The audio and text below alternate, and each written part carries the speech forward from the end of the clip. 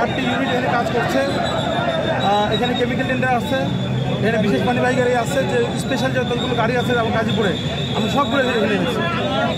এবং এটা আপনারা দেখেছেন, লাইভ দেখেছেন যে এটা বিশাল পুনরুদ্ধার করে, কারণ এখানে অনেক দাহ্য বস্তু ছিল, এখানে অ্যারোসল ছিল এবং যেগুলো বিভিন্ন সময় বিস্ফোরণ হয়েছে ছোটো ছোটো, এবং মাঝে মাঝে বড় বড় বিস্ফোরণ হয়েছে।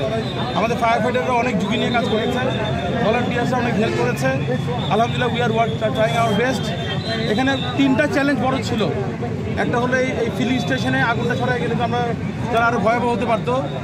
পাশেই এখানে আবাসিক এলাকার লোক কান্না করতেছিল, ওখানে পানি আগুন গেলে ওই এলাকাটা পড়ে যেত।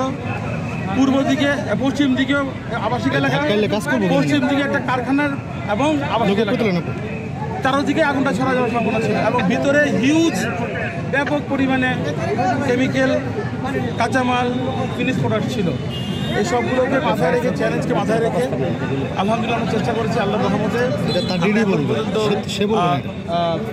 সেফ পজিশনে আছি আশা করি।